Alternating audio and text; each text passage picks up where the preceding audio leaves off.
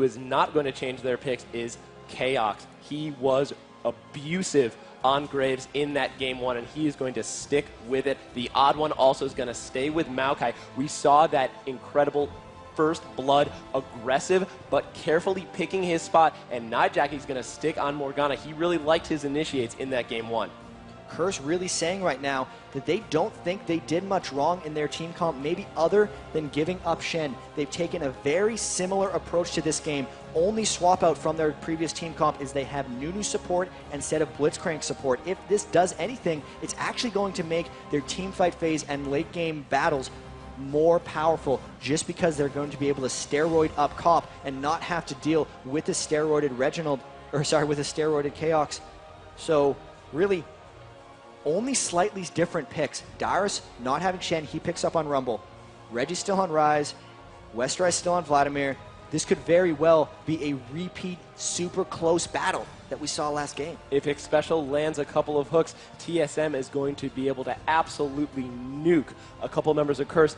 But something that we noticed in those fights is, despite Curse coming off on the bad end of a lot of those fights, Cop's positioning, he was able to get out of a lot of sticky situations. Cop has been known slightly in the past to be too passive in team fights. Sometimes he plays like Chaos, but even more so, where he'll jump away at the slightest sense of danger.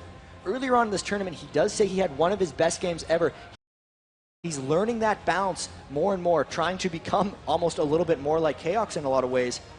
Whether he can do that this game, now with the new steroid, and now with so much on the line, it'll be a great time to improve. But Curse still has that Vladimir and that Morgana explosive ability power composition, and TSM still has that Maokai ultimate to mitigate it. It's going to be so interesting whether Curse can pick their team fights in better spots. They were really forced into bad team fights last game because of the Shen pressure. Now that that doesn't exist, no one in this game has teleport, not necessarily the easiest access to split pushing. Curse is going to be more measured in where they fight. They're not going to have to blindly jump in. And we're finally about to get into this game two. Chat, looking at the style of these team compositions, not much has changed, but what are we going to see differently from these two teams? So now we have game two, Curse back against the wall. If they lose this game, they're knocked down in the bracket. Let's hear you guys ramp Curse up.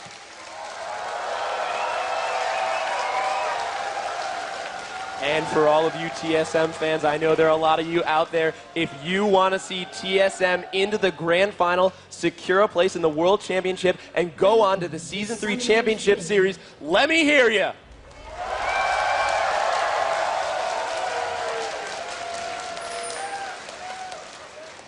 All 5 members of Curse waiting around this edge. They're waiting, actually, I think, for a Maokai sapling from the odd one, but he is nowhere near. TSM very measured defensive approach here, trying to ward off a Curse initiate, and we might not see any action here unless someone wanders into the wrong spot. TSM covering all 4 entrances of the jungle. They want to make sure that Curse is nowhere near it. Curse grouping up around the Wraiths. It looks like they're expecting a team solo mid invade, and they want to punish it. Odd one might come up for a sapling here. Will they try to go? No. Right onto the face of Cop, and there they run away. Bit of a poke onto Cop. Those Maokai saplings, so good at the level 1 force scouting, as well as a little bit of extra damage. TSM getting that Wraith ward.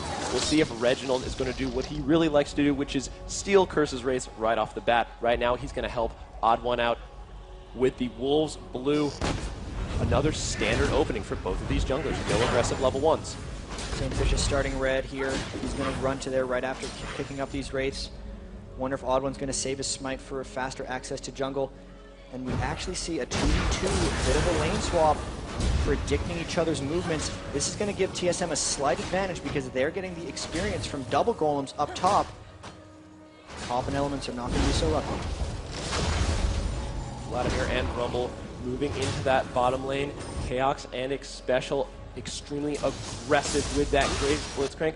Corki and Nunu, no slouches themselves in terms of the aggression, but with that Blitzcrank hook, Cop could go for a ride really fast. Xpecial, seen him do very well on Blitzcrank in the past, and comboing that with the Graves Buckshot is really, really potent. Getting them up close for all 3 of those bullets to do damage is very paramount. Odd One doing a lot of time, spending a lot of time just making sure he's scouting, throwing up those Maokai saplings. There's a lot of wards out early. Once again, they're very worried about early ganks and early invades. Bit of paranoia coming out from TSM, not wanting to get Odd One shut down. And an aggressive ward from Curse to cover that Tri-Brush to make sure that Odd One is not going to be moving through either entrances. They learned their lesson from that game 1 with the top lane getting punished by that Maokai. PXing special, content to just freeze the lane. You on this 2v2, Odd One about to pick up this red buff and see what he's going to do with it. It might be just like last game where he's trying to keep up with St. Vicious' farm. He didn't gank last time until about 6 minutes into the match. So normally you see a lot of very early ganks by Maokai, but they know Curse is ready for this. They've played against each other many times. So he's mainly just guaranteeing his farm here, making sure in those late game team fights he can sit in the middle of things and just soak with that ultimate and with that passive healing. That's what he did last game. He may just try for a repeat of that. Chat, with the new quirky combination, what are they trying to do in this lane? This is almost a flip of what happened last time from the support perspective. The Blitzcrank is all about getting the picks, and Cop and Elements are all about the sustained fights. But here comes St. Vicious coming in. Dyrus flashing out, forcing St. Vicious to burn his exhaust. Dyrus is going to turn around, get some Flame Spitter down, so some good damage from Dyrus. He gets a little laugh in. 1v2, no problem for Rumble. Still tricky for Dyrus here because without Flash and his lane pushing, he's not going to have very good access. St. Vicious spent a little more time denying him. He could actually give Westerice a bit bigger of an advantage. Instead, he's running around, trying to keep his farm up in the jungle. That ward in the Wraiths allows Dyrus to know that he can stay up here and shove the lane. He's going to shove that, go back, and that gank's actually not going to hurt him that badly. And Dyrus starting to pull ahead a little bit, 19 minion kills to Westerice's 10 this early in the game. Not that much of a lead, but telling of the amount of bullying that Dyrus is already doing on the Rumble. Nijaki already has that blue buff. St. Vicious being a resourceless jungler, and Nijaki taking full advantage, spamming his abilities and putting pressure on Reginald. That's what we saw in game 1, and it was pretty effective. We'll see whether he's able to get a kill onto Reginald here. Last time when Nijaki pinged level 6, he was unable to aggress. A lot of that was when the second blue buff didn't go through to Nijaki. This early laning phase for Reginald is really all about him surviving. He needs to get late game. He needs to turn into that just AD carry type of caster where he just sits in a spot and pings damage over and over again. Because in this laning phase, it's proven that Nijaki is a bit superior to Reginald's Rise. Seeing if we can get a repeat of game 1. Odd One sitting in that brush. Will they be able to first blood Westerice again? Odd One has the red buff, so he'll be able to get that very slowdown. difficult game. Dyrus is trying to bait him out, but Westerice's lane is pushing, and St. Vicious is there. There goes the snare onto the Odd One. Odd One has the red buff. The pool going down, but Westerice is ignited, and St. Vicious is going to try and turn this one around. No, he won't. He's going to back off. So a couple summoner spells burned. Westerice using that pool smartly to get out of there, but he's at about 50% health. Fortunately for Westerice, he didn't actually have to burn anything, but Dyrus did expend his Ignite, so that was just a very difficult game for Odd One. He probably shouldn't have necessarily been in that spot because there wasn't a way for that converting. He did have the pool. Now we actually see a level 6 roam by Nijaki. This is the gank that they've been waiting for. Whether this can take advantage, they might try a tower dive. How's TSM going to respond? Nijaki is going in, and TSM has no idea that this is happening. Cop and Elements trying to bait it out. Nijaki is looping around. If he goes under this tower, he does land the binding onto KX. He has the black shield. He does the ultimate. There's first blood to Nijaki, an expert roam, and he is assassinating once again on that Morgana. Reginald did not realize that Nijaki had vanished. They may have thought he went back to base because he had not shopped prior to using that gank. That's the aggression that Nijaki puts on the rest of the team. That's why Reginald has to dominate this matchup, because if he allows Nijaki to roam around, the rest of the lanes are going to get into a lot of trouble. Dyrus putting some pain down on Westerice, looking a little bit closer at that mid lane matchup. Nijaki with that first blood and 46 mini kills. Ooh, huge chunk going out onto Dyrus from Westerice. That Vladimir is hitting hard already. Nijaki, 46 minion kills. He has the Sorcerer's Shoes and the Doran's Ring. Reginald, on the other hand, going with 2 mana crystals, and he's at 40 minion kills, but he is behind that first blood gold. And last time Reginald did go for the early health crystal, but now that he's double mana, the next time Nijaki's ultimate's up, Reginald will be in danger of dying, so he's going to have to play very passively in that lane, which is not his style whatsoever. Interesting choice going with that double Sapphire Crystal. Nijaki trying to build his lead. St. Vicious is holding that bottom lane. Dyrus doing his best to try and prevent it, but Shyvana, such a strong duelist as well as a strong farmer, is going to prevent that lane from pushing into the tower. Odd One, on the other hand, setting up this blue for Reginald. Reginald's going to be able to use it to get a little bit of extra farm. That mana regeneration, cooldown reduction, especially for Rise, is going to be paying dividends. Now that Nijaki did pick up that first blood, he's feeling good. He might get a little bit over-aggressive. He knows he has the advantage on Reginald. This is a chance for the Odd One, with those boots of mobility, to roam around and try some ganks. Unfortunately, there are a lot of wards, but if he catches Nijaki in an act of aggression, he would be able to turn something around. And it's really going to be all about timing if they want to do that. There's the speed boost from X Special, maybe going for a hook, but the minions are blocking his path. Chaos is actually backing on top of a ward. Nijaki continuing to pressure Reginald's mid lane. So top lane knows that Chaos is going back, and the ward placement from Curse has been so smart. They know exactly where TSM is seemingly at all times. The Odd One yet to pull off any kind of successful pressure. His one failed gank middle only resulted in Dyrus burning his Ignite. So they are struggling a little bit here. Curse coming out a little bit stronger. Even the matchup between Cop and Chaos, 68 minion kills to 61. So Cop out farming Chaos, which is not what happened last game. We typically have seen Chaos doing well in terms of farming, and in that game one, he was almost 20 minion kills ahead of Cop at this point. So Cop making sure that he takes care of his last hits and tries to pressure X Special, not landing a successful hook yet. Could he change it? No. The Valkyrie from Cop is going to make sure that Elvis does not land that hook and a potential kill. Really just looking around, you can see Curse having a lot of pressure on mid. Reginald is completely contained, getting harassed down by Nijaki. With all that Dark Binding landing, he's going to be really careful of not dying here. And we see St. Vicious sneaking into the bottom brush. They might catch into Dyrus. Dyrus face checking it. There's the Hemoplague. Dyrus flashes out, but he gets exhausted. St. Vicious diving in with his ultimate. There's the pool for the slow. And will they be able to pick him up? Odd One is there trying to negate it. And Dyrus turns around with the equalizer. Will he be able to take out Westbrook? Yes, he will. He gets out with a sliver of health. The ultimate from Maokai coming down to save Dyrus from the Hemoplague damage. Westrice, knowing he didn't want to come in for that, diving the tower, it was a mistake. That turnaround, that counter gank by Odd One, so successful. And so brave from Dyrus, using the equalizer to make sure that the amount of damage that was put out. Odd One jumping on a Nijaki, but that Black Shield says, no, I'm not going to get snared this time. I'm just going to walk away because I'm Morgana. But bottom lane, Dyrus getting out with 12 health. It's the second time he did it. In the quarterfinals, he got out with 1 health. He is flirting with danger and coming out okay. That gank was so close for Curse converting, and this is the story of both of these games. TSM getting out of fights with slivers, life-stealing and damage-reducing just to live with 10 health. If this keeps happening for Curse, it would be a terrible way to go out, just knowing that they weren't doing anything wrong strategically, they weren't setting up the poor ganks, they were just losing by 10 health in these fights. That's how close these teams have been so far, and that's how close this game is right now. Looking at the bottom lane, Dyrus with that kill, 69 minion kills to Westrice's 59, but that kill is going to start pushing him ahead. He has the health crystal, he has the amplifying tome, he has the sorcerer shoes. Jad, I think we're going to see a hunting guys out of this rumble.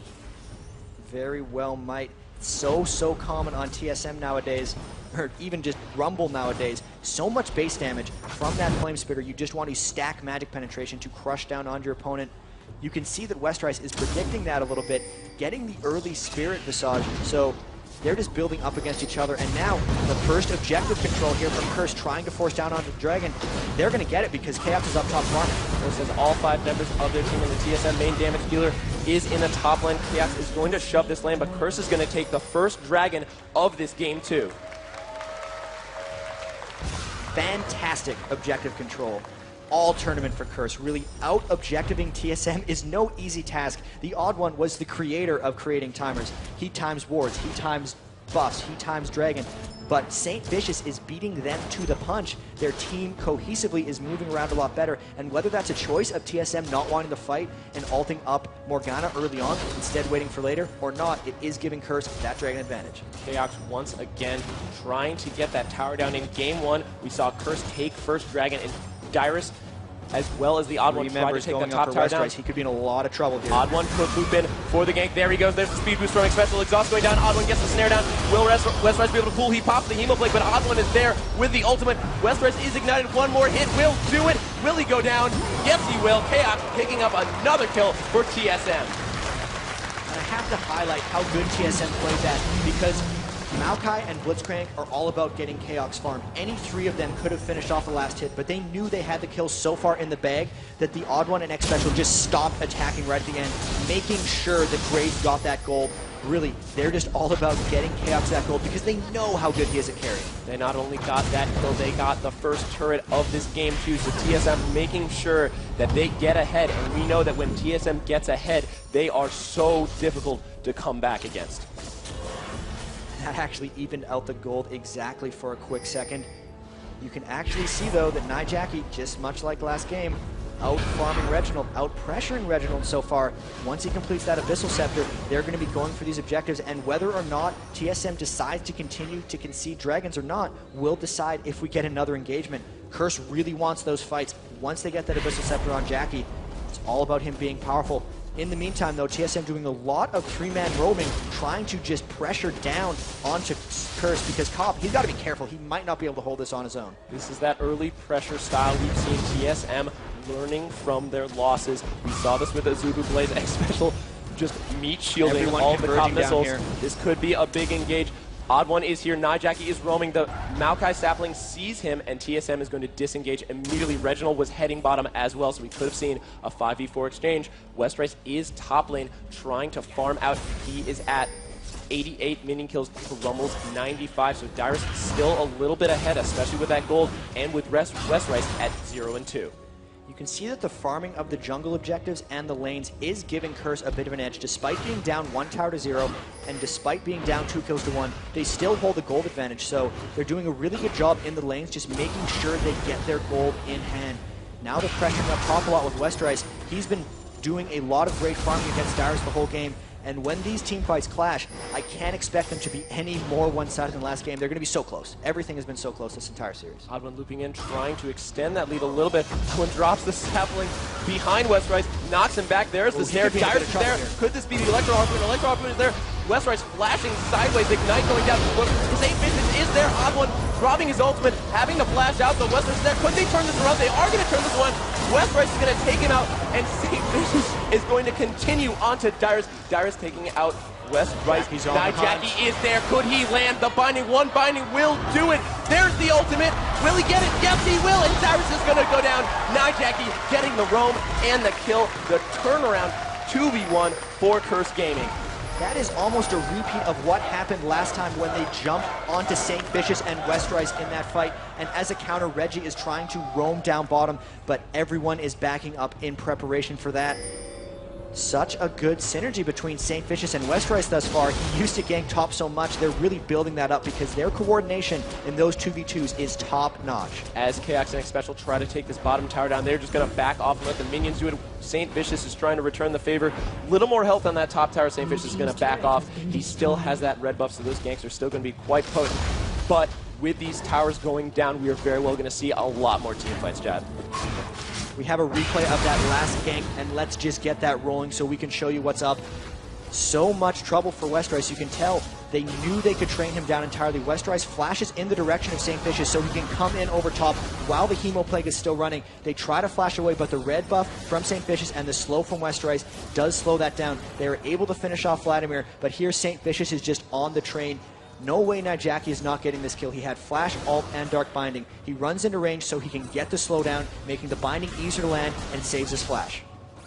Nijaki showing how dangerous he is on that roaming Morgana. He is now 2-0, 148 minion kills, has the Abyssal Scepter, has the Sorcerer's Shoes, has the Doran's Ring, a little bit of extra mana regen and health to supplement that massive damage and magic resist reduction. On the other hand, Reginald finished his Catalyst. He has his Tear of the Goddess as well as his Sorcerer's Shoes, but he has no kills, and he's at 128 minion kills. So Morgana doing what she does best, farming, shoving, and roaming.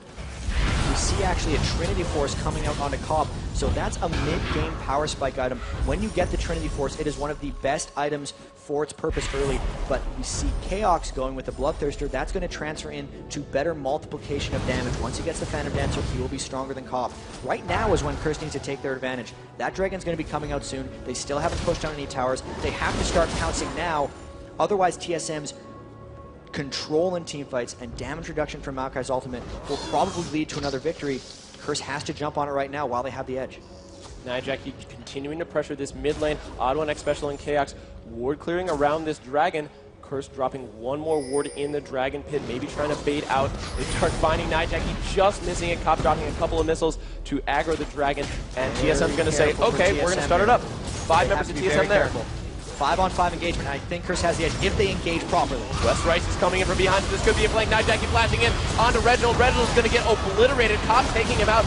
West Rice getting the nuke down, but Odd One's going to take Nijaki out, and Curse is going to try and steamroll through this fight, chasing down Special. Kopp flashing onto Chaos. They may be able to take it out. There's the speed boost and the missile. Max range. St. Vicious is going to get the credit for that kill, so a 4-for-2 in favor of Curse. And as you said, TSM could be in a bit of trouble, and that's what they got themselves into. The mid-game power spike from that Trinity Force on Kopp and the Abyssal Scepter onto Morgana were the difference in that fight. They killed Reginald almost immediately, catching him a little bit out of position. And here comes the second Dragon for Curse. They are still yet to clear towers, so once they start getting these towers down, that gold advantage could balloon into something fairly substantial.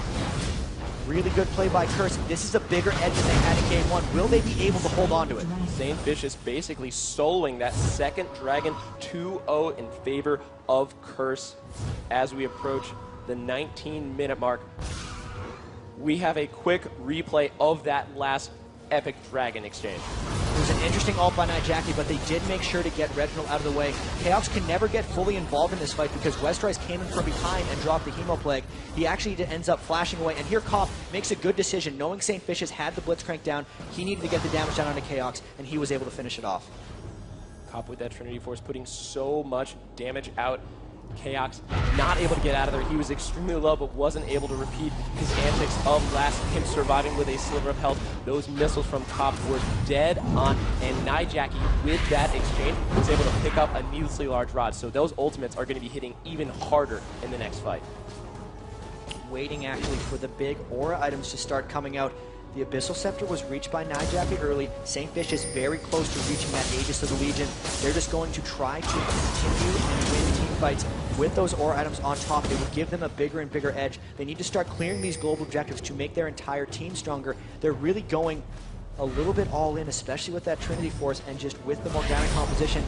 TSM needs to hold off here, and so far they've done a great job because none of their towers have fallen. It's going to be interesting to see how long they can hold them now that they're behind. Curse Gaming ahead almost 3,000 gold. We talked about aura items, and Westrice grabbing an aura item for himself. We haven't seen the Will of the Ancients as much. A lot of players opting for that nuke AP build. Messiah has been using it. Stanley has been using it. Dyer's actually cited Stanley as the reason why he changed his build. Jat, what is the strength of this Will in this composition? It's going to allow them to stick around and deal with Rumble's AoE in teamfights because they'll be vamping up the auxiliary damage that they end up taking. It used to be a much more popular item in double AP comps, but instead fell out of favor very briefly. They have the Abyssal Scepter on Morgana and the Woda for Vladimir, and there's a dive by St. Vicious. St. Vicious and Kopp ulting in. Odd One getting exhausted and ignited. He's going to loop out. He doesn't have that much, but he walks back into St. Vicious, and St. Vicious is going to take him out. Nijaki getting the stun down on the Reginald, and Reginald getting obliterated by Nijaki.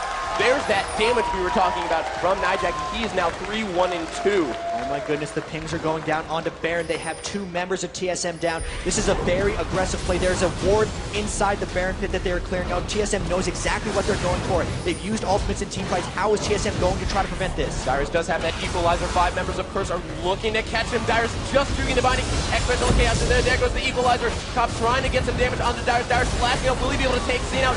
Yes, he will, but not before Kopp takes him out. That is going to be a double kill for Kopp. So a 2-for-2 exchange, but TSM forcing Curse off of that Baron. Very successful hold by TSM. Coming in 3v5, using the Baron to help them out in that fight, and taking a 2-for-2. So successful. If Curse could have taken out that Baron, could have been the end for TSM, but because they stopped them, they're still in the game. They need to get through these teamfight phase. So far, Curse doing such a great job stopping. They got the Aegis of Legion down onto St. Vicious now. So really, just overall auras, it's Aegis, Woda, Abyssal against just the Abyssal of TSM. TSM needs to hold off until they get stronger, until Chaos can carry. Cop is team fighting so smartly. He's 3-0-4. He's got the Trinity Force, and he is working his way into the Infinity Edge. We saw in Game 1 he grabbed a Bloodthirster, but it looks like he's going back to a bit more bursty, traditional Corki build. He's actually going, yeah, to the Infinity Edge. Good point. He's going for the Infinity Edge. Nijaki with the blue buff, pushing down this mid lane. So much poking around. Curse waiting for that next moment where they can initiate. Overall, I think that Baron was a mistake. They could have taken towers. Getting that 2 for 2 potentially set them back. They gave some kill sprees back onto TSM, and most importantly, Chaos got a few more kills. Finished off that Phantom Dancer, finished off that Bloodthirster. He is potentially stronger than Pop now, despite having almost 1,000 less gold. So 8,500 to 7,600, very, very close there. And really, Curse has all the control here. It's a matter of them converting in that Dark Binding land. Yeah, they're going. Curse jumps all over that one binding. Odd One is extremely low. He does his best to get out, but Kappa's on a rampage now. Every small mistake that TSM makes and every binding Nijaki makes, Curse is going to jump all over it. He did end up burning a lot for that, though. They used the Morgana ult as well as St. Vicious' Dragon form, so they're just going to try to roam around now with the advantage. There's no damage reduction coming out from TSM now that they've finished off Maokai. They need to start getting more of these towers. They've had them low for quite a while. They need to finish them off. They need to get that global gold. Then they need to force more team fights. 3 members of Curse joining Elements. Elements has the Oracles. Cops taking out that top turret, and TSM trying to respond in kind. They're going to do that.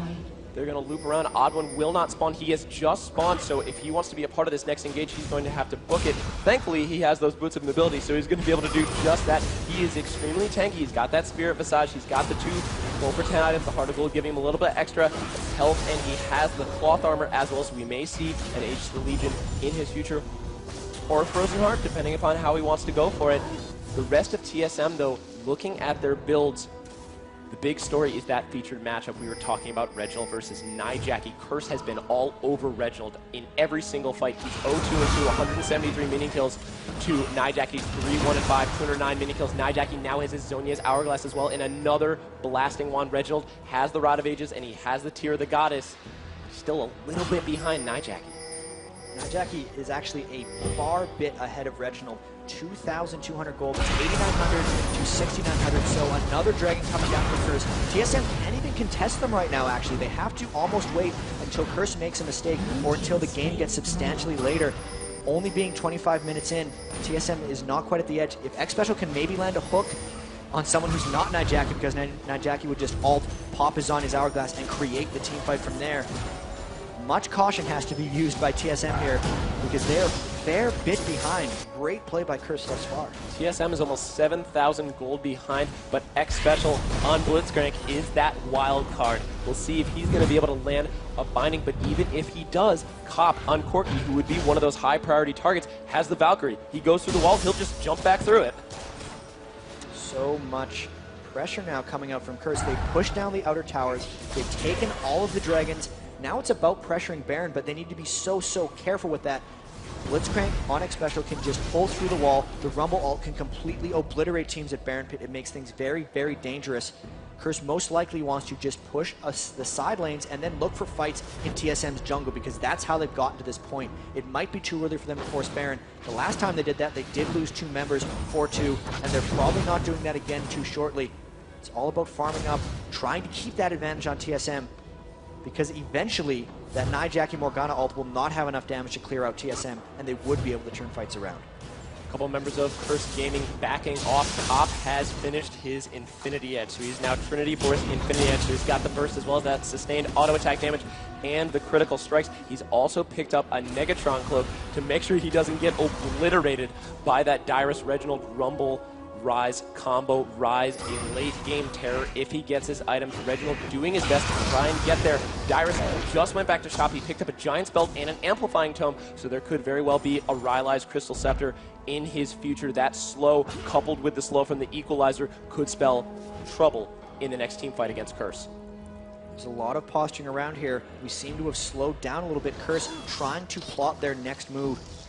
After taking down those towers, you can tell they're struggling to find the next thing. TSM, very, very effective at turtling and coming back in games. They came back last game, but they were not as far behind. They can't necessarily just force team fights with Shen anymore because they do not have that global pressure. How they maneuver around and how Curse decides to get these team fights started is really going to be the telling factor deciding this game. If Special is going to be able to land a hook, it could be here. 3 members are in and will, just out of reach. They could have gotten Cop. Cop would have been able to Valkyrie out, but if TSM had changed their crowd controls just well enough, they could have bursted him down. And first is going to go for this Baron.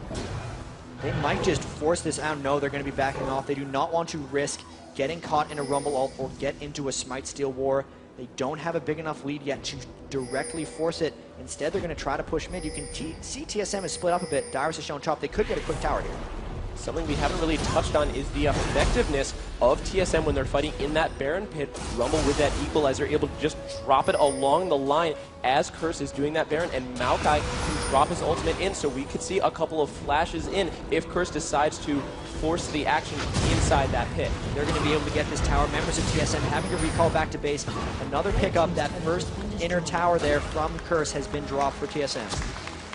Curse continuing to build their lead. They are at almost 9,000 gold. They were at 7,000 gold about a minute ago, and they are making sure that TSM does not come back, because with every second, with every minute that ticks by, what a great counter going in, Nijak is blasting, and he's got 2 members of TSM on him. Reginald's being forced out of the fight. There's the equalizer, but Cop is unstoppable. The odd one caught in the middle of it. Westrice is extremely low, but Cop is doing work. There is a double kill, and he is continuing to steamroll through. Chaos is exhausted, and Chaos is dead for a triple kill, but Curse is continuing on the run. There's the Valkyrie for Cop. Could we see a quadrant? Yes, we will! Cop, a beast on Corki. Cop actually manning up in that fight. He flashed into the fight to engage. He did not move away in fear. He just destroyed them. I can't even get my words right because of that fantastic quadra kill. Stepping up, pulling a Chaos Light from the last game and trying to carry his own team in these team fights. So aggressive, so much damage. That's the break they needed. And carry he is 8-0-4, 235 minion kills. He is so far ahead of this team, and he is showing how powerful he is in these fights. They have a hot second here. There's a ward inside the Baron pit. Will Cop and St. Vicious have enough damage to take down this Baron? It looks like they might, but the odd one does have his flash and Smite open. He could attempt for a miracle steal. He needs to hurry up, and I don't know if Curse is ready for it. Cop is going in, and odd one heals the Baron! Holy moly! Odd one goes down, and X-Special gets the grab onto St. Vicious. St. Vicious is extremely low. X-Special does not want to fight this one. A ton of retreat pings going down, but how about that? Just when you think Curse is about to put the nail in the coffin, Odd one with the Baron steal. How about clutch? Those boots of mobility, Curse did not expect him to run to the Baron pit that fast. They saw the death timers, they knew when he was going to be coming up, and he just beat them to the punch. St. Vicious did not get his smite off, so he was taking it potentially conservatively. The odd one completely catching them by surprise. He threw in that sapling at the last moment to help him with the damage spike and just pulled it off. With that gold, we have a replay of that fantastic Baron steal. We've got to see that again. So good. And then they get the pull onto St. Vicious, not able to pull much off that, sacrificing his life, the true general, saving TSM's bacon right there. Round of applause and a salute to General Odd One. TSM trying to push out this middle lane. The mid inhibitor is down, so TSM trying to stall this game out. Odd One unfortunately not reaping the benefits of this Baron buff because he did go down and he lost his Oracle's Elixir. So TSM not able to ward clear as effectively as they want to. St. Vicious has been impressive along with Elements in making sure that TSM has limited to no sight. As this game stretches, 40, maybe 50 minutes, TSM will get stronger and stronger. That percentage damage reduction becomes more and more effective the more damage people start doing from Maokai's ultimate. With this Baron buff, Curse has to be very careful about fighting. It is a lot of stats that they get: attack damage, ability power, health, and mana regeneration. It's so much. And the first dragon of the game coming down to TSM as well, using that Baron control to come back in this game. That was really a last-ditch effort by the Odd One, and this is keeping them alive. TSM limping along in this game too. They do not want this to go to 3. They want to end this right here, right now, and go into this grand final. That is their first Dragon, but this seems to be the pattern. Curse, complete control in the early game for Drake. They had the first 3, and TSM making sure that when it counted, they were there. Baron Steel, Dragon, they're back in this. So much on the line here. If TSM can continue the comeback in this game, they will move on to the grand finals. They'll get a bid into the Season 2 World Championships and a spot in the Season 3 series. Curse would get the same rewards as well if they're able to win the next 2 games. Such a good chance to convert a victory here. They just have to find a way to finish it. The inhibitor's down. The Baron buff is only going to last so long for TSM. They're going to try to engage after that point. They still have an advantage, and they still need to push. They can't let that Baron steal send them back too far. They need to continue what got them here and keep the pressure up. Curse is rotating bottom lane. All 5 members are there. The ping's going down from TSM. Curse wants to take out this bottom turn. It's going to go down unopposed. TSM, despite that Baron steal, are still so far behind. 33 minutes into this game, almost 8,000 gold separates these two teams. Jat, at what time is that gold threshold going to be mitigated? It's going to be a while. It's going to be 40, 45 minutes, maybe 50. But with how many kills Cop's gotten, hyper-fed 80 carries cancel out everything else. They can completely dominate. He's not even quite there yet, though. You can see Chaox has his same item build that he got last time, so he's there from a farm perspective. Cop having the same items, but also having a Negatron cloak, so really these fights are going to be about Cop being in the right place, getting the damage out. Chaox is the same way. The difference here is actually Reginald's turret-based sustain damage versus Nijak and Westerai's loaded burst AoE damage. Whoever falls in these fights and whoever carries hardest is going to come out on top. We saw in a lot of those fights, Curse coming out on top by catching Chaox out of position.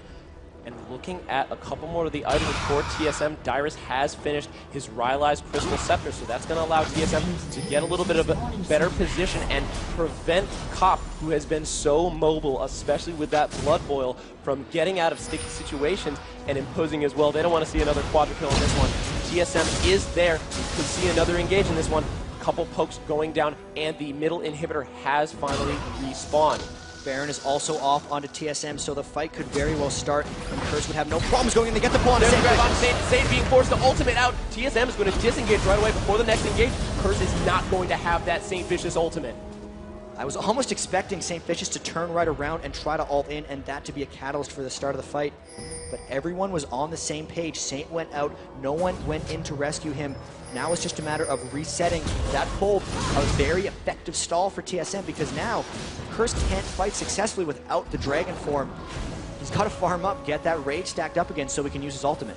X Special, once again, the wild card, one hook, turning the tide in this game. What could have been an even 5-on-5 exchange now forces a disengage, and Dyrus can continue to farm. He's at 200 mini kills. He also picked up a Chain Vest as well, so there could be a Zonia's Hourglass and a couple seconds of invulnerability in his future. One of the biggest items that is yet to be completed, you see Reginald with that Glacial Shroud. The attack speed reduction aura is going to be very effective against Saint Vicious's diving and Cop's carry when he's able to complete it. So that item, as this game progresses, and the general team composition of TSM will get stronger if they continue on this stall and farm game. When that next Baron comes up is going to be a huge turning point, because Curse will look to fight instead of take Baron. They do not want to get stolen again. Baron is coming up in about a minute, and you know both teams in their chat are saying Baron's up in a minute, we got to get ready, we got to fight, and we are going to see a dynamite exchange once this Baron goes up, because this Baron could very well decide this game too. You can see everyone preparing for that fight. There's an Elixir of Fortitude on Cop. That's going to give him a spike in power. Both teams should be getting as big as they can before this fight. They're all clearing up buffs. They all have all of their summoner spells. They are ready for a full-on engagement that could potentially decide this game. Jackie getting blue buff, Reginald getting blue buff as well. All the red buffs are on the 80 carries. This next fight, once Baron comes up, could be a huge one. Both teams grouping up in the mid lane and making their way to Baron Pit. Elements has that Oracle. He's cleared out the wards. Baron almost has no wards except for that one Curse ward by the mid lane. And This is an open field 5v5 if they want it. This is all going to come down to if the odd one is going to be able to land that ultimate to mitigate that West Race Nijaki burst, because boy are they hitting hard. Nijaki has his Rabadon's death cap now. In addition to that, Zonia's X missile just missing West Race on the hook. Reginald popping his ultimate on the St. Vicious. St. Vicious taking a ton of damage, but he is far too tanky to go down to that initial burst. Finding landing onto Reginald, but Reginald's going to say, okay, let's do it again. A lot of poke coming down. There was a 20-second window without Reginald's ultimate that they could have done something. But it's going to be back up in 5. It's all about the next hook. It's all about the next binding that people are ready to match up on. And both these teams proceeding with much caution. Either team was not going in without a large advantage here, and this fight could very well explode at any second. So much pressure, so much on the line. Nijaki trying to land a binding. One binding is going to signal the start of that fight and a potentially devastating victory for Curse Gaming in this game 2. On the other hand, if X Special lands just one hook, Curse splitting up to farm waves. There's a huge wave developing bottom. Pop trying to make quick work of that, but because Westeros went as well for the top lane, they're going to be giving up this tower to TSM, pouncing on the opportunity. TSM taking whatever advantage that they can. They're going to take that middle turret and back off immediately. They saw Cop was going for the bottom lane. Cop farming up extremely well. 277 minion kills in addition to those 8 kills and 5 assists. And we can very well see him building full build soon. Maybe a last whisper. Oh, but a hook onto St. Vicious. St. Vicious getting almost duped. There's the equalizer. Nijaki going in with the black shield, but only gets one member of TSM Dire splashing in to try and take Nijaki out. St. Vicious trying to zone them out as much as they can. Xmas is going down, but there comes Cop. Cop is so fed. Cop is legendary. Cop is chasing Chaos down, and that is a double kill for him. And Curse steamrolls TSM. One last missile does it. That's an inhibitor, and Curse Gimmiddle pushed into the TSM base unopposed. 5 for 0 ace. The new Blood Boil giving him that chasing power. So many Valkyries. The Trinity Force that he bought earlier in the game, giving him the slow procs as he chased people down. Flashing in aggressively again for Cop. Manning up, not being scared, crushing down TSM. They got the Baron stolen from them, but let's hear it for Curse. They're forcing a 3rd game against TSM, and this is going to be huge.